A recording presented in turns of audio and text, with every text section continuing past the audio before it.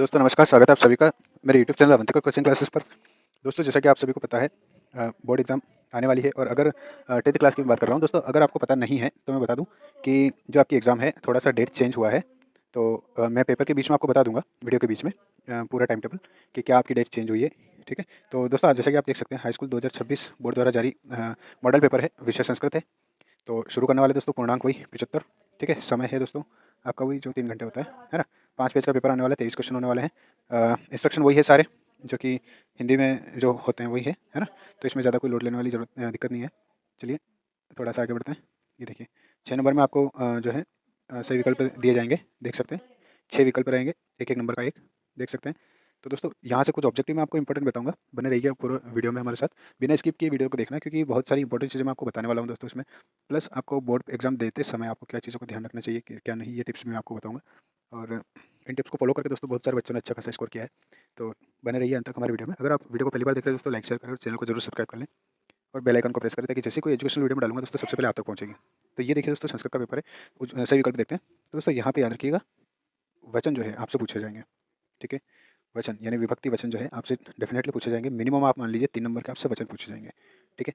तो इसमें आप एक तो बालक की विभक्ति कर लें, एक राम की विभक्ति कर लें, एक बालिका की विभक्ति कर लें, बालिका की, ठीक है? और एक साधु है, एक नदी है। तो नदी की विभक्ति भी आप कर लें दोस्तों, ठीक है? कम से कम ये विभक्तियाँ आप ज़रूर करके जाएँ। इसमें आपसे वचन भी पूछे जा सकते हैं ठीक है? और विभक्ति भी पूछी जा सकती है, ठीक है? जैसे कि आप देख सकते हैं ये लता, ये भी इम्पोर्टेंट है। नदी के साथ आपको लता की विभक्ति भी याद करना ज़रूरी है ना? जैसे लता भी ज़्यादातर पूछा जाता है ना? ठीक है? तो इसी तरह से होगा। देखिए वैसे सारी विभक्तियाँ लगभग-लगभग सेम होती है, कुछ-कुछ चीज़ें थोड़ी-सी डिफरेंट होती है। तो देख सकते हैं लता में विभक्ति पूछी है दोस्तों, है ना? ये आपको पद दे दिया, इसमें विभक्ति पूछ ली है। ये आपको पद दे दिया बालक और इसमें आपसे वचन पूछ लिया है। तो इस टाइप से ये चीज़ें पूछता है, ठीक है? चलिए आगे बढ़ते हैं। तीसरा देखिए कवि शब्द से, देखिए मैं अभी बता ही रहा था कि कवि की जो विभक्ति है वो इंपॉर्टेंट है। तो ये कवि शब्द से सप्तमी विभक्ति का रूप क्या होगा? आप सप्तमी विभक्ति पूछ लिए, है ना? तो ये आपसे इस टाइप से पूछता है क्वेश्चन। तो ये चीज़ आप ज़रूर कर लें। 3 नंबर अभी तक विभक्ति के हो चुके हैं। ये देखिए एक और आ गया, राज्य। ये राजा की विभक्ति है ना? राजा की, ठीक है?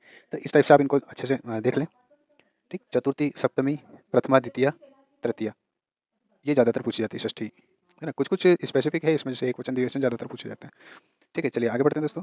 तो विभक्ति आपको अच्छे से करना है, फिर आपके अवयव नहीं करते, आपको 3 नंबर में आपको अवयव देखने को मिल जाएँगे। अवयव पदम नास्ति, यहाँ पे 4 पद दिए, इसमें से अवयव कौन-सा नहीं है, वो आपको बताना है। ठीक है, तो पत्र जो है वो अवयव नहीं है आपका, ठीक? इसके बाद आगे चलते हैं, सदाचार एवं परमो धर्मः। इस वाक्य में अवयव क्या है? तो अवयव हम किसे कहते हैं दोस्तों? ये चीज़ ये इंपॉर्टेंट है देखिए। अवयव हम उसे कहते हैं जिसका कोई अर्थ नहीं निकलता है, ठीक है? तो सदाचार जो है, ये अवयव नहीं है ना? ये अवयव नहीं है, धर्म अवयव नहीं है, परम अवयव नहीं है, एव जो है ये अवयव है दोस्तों, ठीक है? तो ये आपका राइट आंसर हो जाएगा। तो इस तरह से अगर आपको पता नहीं चलता है कि कौन-सा आंसर राइट है, तो आप कोशिश ये करें दोस्तों, ये मैं बोनस टिप्स है आपका, कि अगर आपको राइट आंसर पता नहीं है, तो आप ये करें कि जो आंसर गलत है, आप उसको हटा दें पहले। उसके बाद आपके पास जैसे से कम, जैसे आप मान लीजिए 2 गलत आंसर आप हटा देते हैं, है ना? तो आपके पास 2 ऑप्शन बचते हैं और 2 में से 1 लगाएँगे आप, तो रिस्क आपकी ज़्यादा कवर होगी, बजाय 4 में से 1 लगाने के, ठीक है? तो ये चीज़ आप ज़रूर नोट डाउन कर लें और दिमाग में रखें अपने। चलिए अगले क्वेश्चन की तरफ बढ़ते हैं दोस्तों। अगला क्वेश्चन देख सकते हैं आप। 1-1 नंबर के हैं और 6 नंबर में दे रखे हैं। आम न लिखा हुआ है। सत्य असत्य जिसको हम बोलते हैं। पठिष्यति, लट लकार अस्ति। वैसे तो अ, असत्य है, ठीक? फिर पिबानी इत्यस्मिन् पदे उत्तम पुरुष अस्ति। आनी, आव, आम। तो ये वैसे हाँ, उत्तम पुरुष है, ठीक है? जो-जो चीज़ें मेरे दिमाग में है वो मैं आपको बता देता हूँ। शति, शत, शंति, ये लट लकार नहीं है, ठीक है? ये लट लकार नहीं है, याद रखिएगा। भविष्य काल में शति, शत, शंति सारे भविष्य काल में आते हैं, तो आप याद रखिएगा। लट लकार तो नहीं है। लट लकार का फॉर्मूला आता है दोस्तों, तीत अंति सीता था आमी आवा आमा।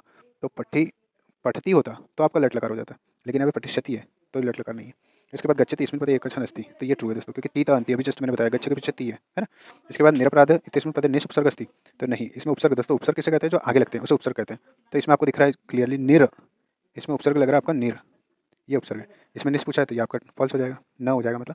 अगला है संस्कृत इत्यस्मिन् पदे सम उपसर्ग अस्ति, तो यस, ये जो होता है सम, स्कृत, सम प्लस कृत, ठीक है? तो सम उपसर्ग है इसमें, ट्रू है।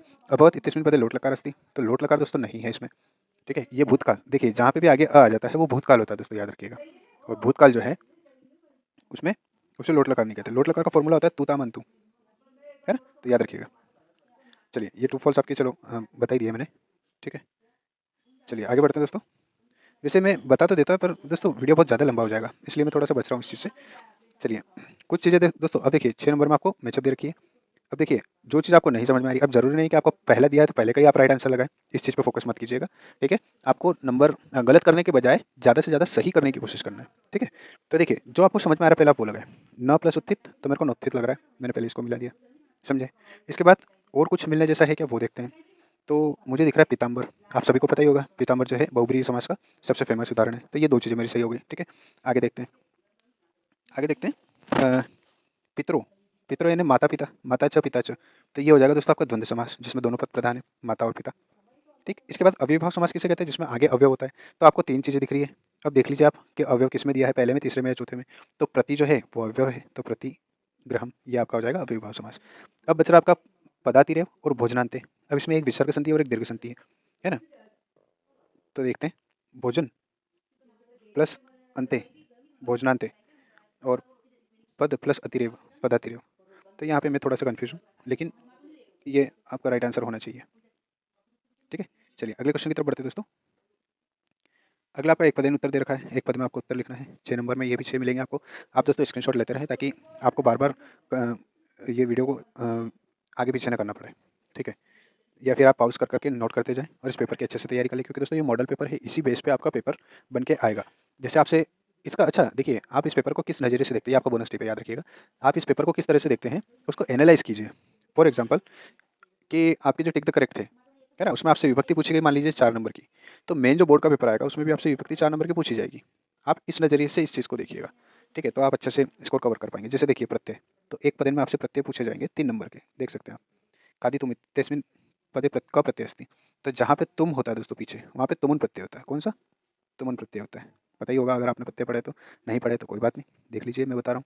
इसके बाद गतः, जहाँ पे तः, त के पीछे विसर्ग आता है, वहाँ पे दोस्तों कत प्रत्यय होता है।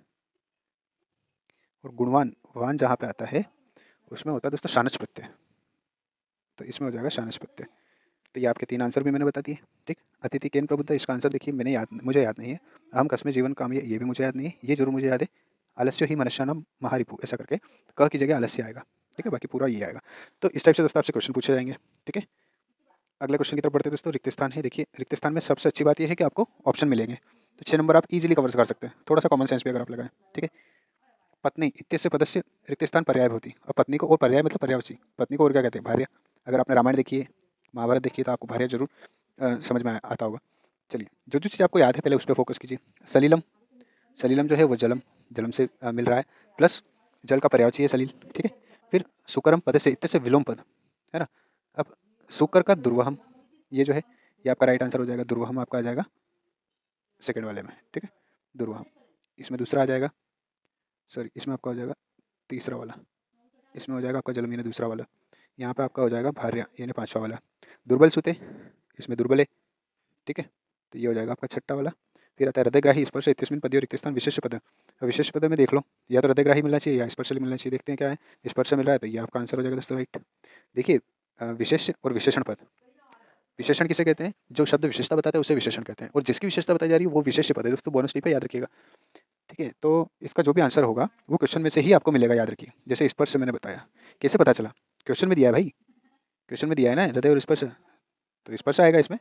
दुर्बल सुते, दुर्बल सुते, इसमें दुर्बल था तो दुर्बल हमने लगा दिया, राइट आंसर इसका, ठीक है।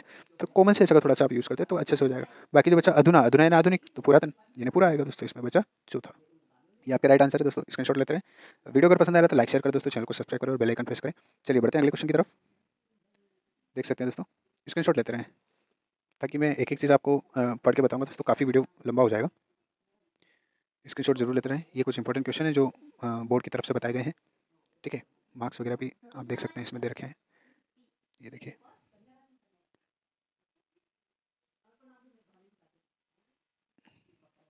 ये क्वेश्चन है दोस्तों, यहाँ पे आप याद रखिए, अगर आपने अभी तक श्लोक याद नहीं किए हैं, एक सुभाषित श्लोक पूछता है, लेकिन आपको 2 सुभाषित श्लोक करना है। क्यों? क्योंकि एक श्लोक जो है आपसे क्वेश्चन के रूप में पेपर में पूछा जाएगा, और अगर आप जो याद करके जा रहे हैं वही अगर आपके पेपर में आ गया तो अगर आप वो लिख भी लेते हैं तो उसके आपको नंबर नहीं मिलेंगे दोस्तों। इसलिए आपको रिस्क कवर करते हुए चलना है, 2 श्लोक आपको याद करके जाना है ताकि आपके 2 नंबर यहाँ से कंप्लीटली आपको मिल सके, ठीक है। चलिए आगे बढ़ते हैं दोस्तों। घटनाक्रम आपसे पूछा जाएगा, पहले ये काफ़ी अच्छा 4 नंबर में पूछा जाता था, लेकिन अब ये आधा आधा मतलब 4 सेंटेंस आधे आधे नंबर में यानी 2 नंबर में पूछे जाते हैं, तो ये जरूर आप अच्छे से कर ले दोस्तों। खासकर ये जो है बुद्धिमती वाला जो है ये अधिकतर पूछा जाता है।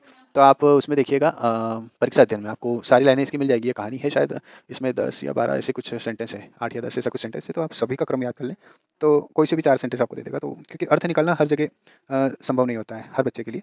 अगर आप अर्थ से करते हैं तो और अच्छी बात है। चलिए आगे बढ़ते हैं। रेखांकित पद ये देखिए प्रश्न निर्माण दे रखा है दोस्तों। एक-एक नंबर के 2 हैं, कोई 2 ही करना है, 3 ज़्यादा दिमाग लगा के आपको 3 नहीं करना है। जो आपको 2 आते हैं वही करें केवल, ठीक है? चलिए आगे बढ़ते हैं। दोस्तों प्रश्न निर्माण भी आपको परीक्षा दिन में सजेस्ट करना चाहूँगा, उसमें अच्छे से आपको मिल जाएँगे, ठीक है? चलिए आगे बढ़ते हैं। अधोलिखितानि वाक्यानि कम कब प्रतितः कथ्यते मतलब किसने किससे कहा था, ये चीज़ें दे रखी है दोस्तों। ये भी आपको परीक्षा दिन में मिल जाएँगे, ठीक है दोस्तों? तो ये किसने किससे कहा था, ये भी आपको परीक्षा दिन में परीक्षा बोध में आप कोई भी गाइड ले लें। लेकिन मैं पर्सनली परीक्षा सजेस्ट करना चाहूँगा, उसमें डेटा थोड़ा अच्छा मिल जाता है आपको, ठीक है? तो सारे परीक्षा दिन में ये प्रश्न वाक्य बनाने वाले है ना, प्रश्न निर्माण हो गया या किसने किससे कहा था, ये सारे एक जगह दे रखे हैं इकट्ठे, ठीक है? और पुराने सेट भी आपको सभी गाइड में मिल ही जाते हैं, तो वहाँ से भी आपकी अच्छी खासी हेल्प हो जाती है, ठीक है? चलिए आगे बढ़ते हैं दोस्तों। अगला है अशुद्ध शुद्ध अशुद्ध कारक है, तो ये भी आप अच्छे से कर लें। एक-एक आएगा आपको दे तो 3 रखे हैं लेकिन आपको करने 2 हैं, तो इनको भी अच्छे से कर लें दोस्तों, ठीक है? थोड़ा और आगे चलते हैं। देखिए, ये है रिक्त स्थान, कोई 4 करना है, आधे-आधे नंबर के हैं।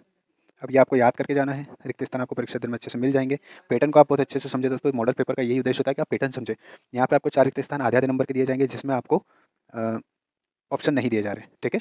तो इस चीज़ को ध्यान में रखते हुए चलें। फिर आएगा दोस्तों आपके वाच्य परिवर्तन, जो कि हर साल आते हैं और 2 नंबर के आते हैं। कोई 2 करना है दोस्तों, कर्तवाच्य है तो उसको कर्मवाच्य में बदलना है, कर्मवाच्य है तो उसको कर्तवाच्य में बदलना है, ठीक? आगे हम बढ़ें, तो दोस्तों ये आपको पैसेज दिख ही रहा होगा स्क्रीन पे, ये पैसेज है, ठीक है? अब इस पैसेज में से इस गद्यांश को पढ़ के आपको प्रश्नों के उत्तर देना है। प्रश्न आपको नीचे मिलेंगे, ये देखिए 3 प्रश्न हैं, 3 नंबर का पैसेज है।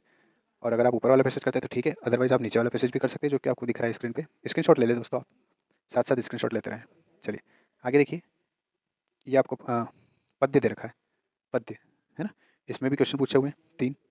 उसके बाद ये देखिए, एक और पद्य दिया है, इसमें से भी 3 क्वेश्चन पूछे हैं, 3 नंबर का है, आप चाहे ऊपर वाला करें, आप चाहे नीचे वाला करें, जो भी आप करना चाहें, ठीक?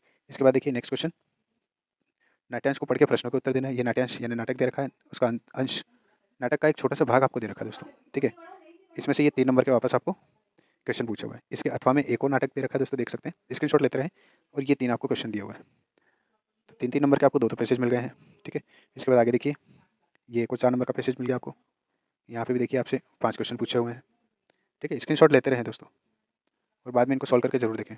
तो 3-3 6 और 4 10 नंबर के आपसे पैसेज पूछ लिए गए हैं दोस्तों। 2 नंबर का आपसे श्लोक पूछ लिया गया है। कितने हो गए? 10 और 2 12 नंबर तो यहाँ पे हो गए आपके।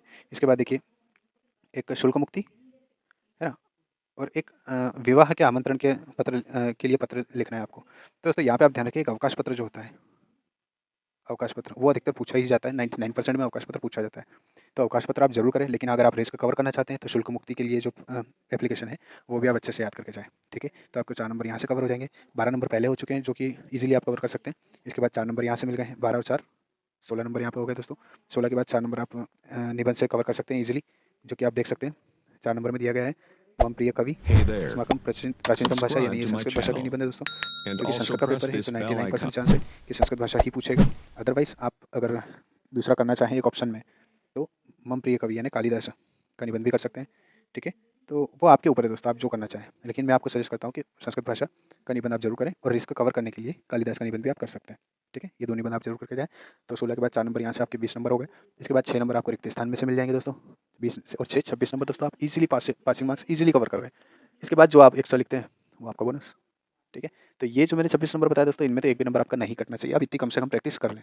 आप परीक्षा दिन से पढ़ें, परीक्षा बोर्ड से पढ़ें, किसी से भी पढ़ें, परीक्षा सार वगैरह। लेकिन अगर आप सिंपल पेपर लाते हैं दोस्तों, इसमें आपको 4 पेपर दिए हों और 4 पेपर में आपको 4-5 पैसेज अगर मिल भी गए, तो उससे आपको प्रैक्टिस थोड़ा मतलब डेवलप नहीं हो पाएगी स्किल आपकी, जो क्वेश्चन ढूँढने की, आंसर ढूँढने की स्किल, है ना? तो मैं सजेस्ट करूँगा कोई अच्छी गाइड लें, है ना? और उसको अच्छे से जो 5, 7, 8, 10 पैसेज आप कर के देखें सॉल्व, उसके बाद ही आप आगे बढ़ें, है ना? कम से कम इतनी प्रैक्टिस तो आप करें ही करें, ठीक है? चलिए, ये वीडियो था दोस्तों हमारा संस्कृत के ऊपर कक्षा 10वीं, और जैसे कि मैंने आपको कहा था कि मैं आपको वीडियो के एंड तक मैं जो संशोधित टाइम टेबल है वो आपको बताऊँगा, तो देख लीजिए दोस्तों। तो दोस्तों आप देख सकते हैं, ये आपका टाइम टेबल जो कि मैं लगा चुका हूँ स्क्रीन पे। माध्यमिक शिक्षा मंडल 2026, देख सकते हैं 10वीं संशोधित टाइम टेबल है ये, है ना? हाई स्कूल सर्टिफिकेट परीक्षा नियमित और स्वाध्याय दोनों के लिए समय वो के वही है आपका, सुबह 9 बजे से 12 बजे तक। इसके बाद देखिए पहला पेपर उर्दू का है, ये एमपी बोर्ड जिसका उर्दू लैंग्वेज है वो देगा। बाकी नॉर्मल ये पेपर नहीं होगा लोगों के, बच्चों के। देखिए पहला पेपर आपका इंग्लिश का है जो कि 17 फरवरी के दिन है। फिर आता है आपका सेकंड पेपर दोस्तों, देख सकते हैं, नोट करते जाएं, भले आप चाहे तो स्क्रीनशॉट ले लें। नेक्स्ट पेपर आपका संस्कृत का है जो कि 19 फरवरी के दिन है। यहाँ पे आपको एक दिन की छुट्टी मिल रही है। इसके बाद आपका जो अगला पेपर है दोस्तों वो आता है डायरेक्ट गणित का बेसिक और स्टैंडर्ड। इस बार 2 स्टैंडर्ड में आएगा पेपर। तो 24 तारीख के दिन है, 24 फरवरी।